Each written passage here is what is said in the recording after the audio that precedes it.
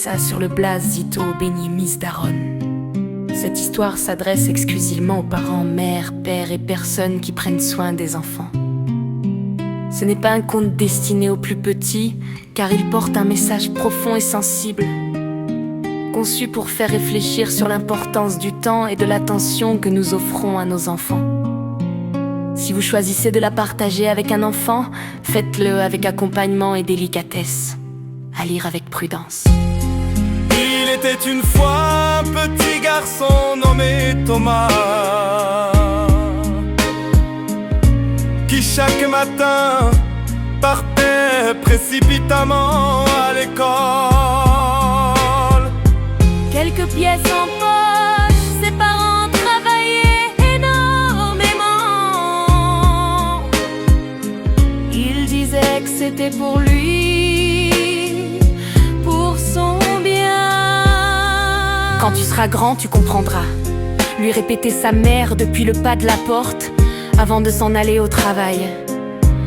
Thomas utilisait cet argent pour s'acheter des biscuits, des sodas et des chips, des petits plaisirs qui le rendaient heureux, mais seulement pour un instant, pendant la récréation, alors que les autres sortaient leur boîte à lunch ou dégustaient ce que leur maman leur avait préparé.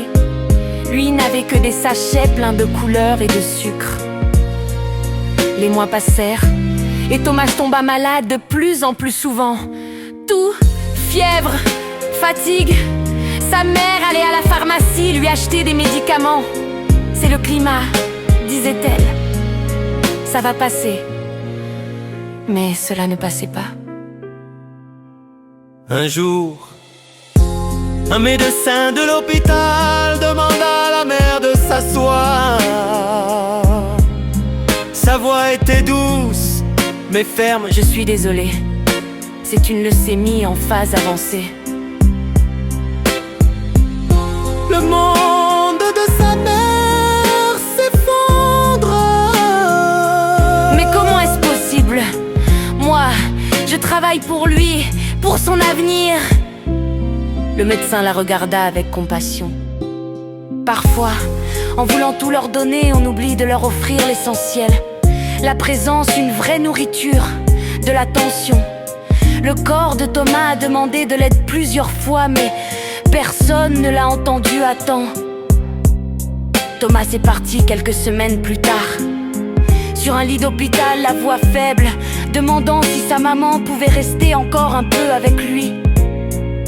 Elle est restée enfin, mais c'était déjà trop tard.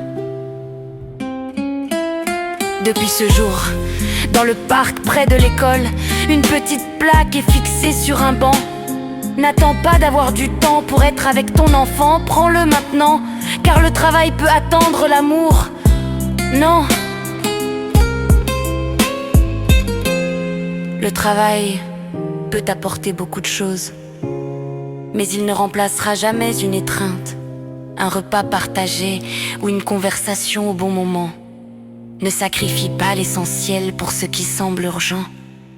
Les enfants ont besoin de moins de choses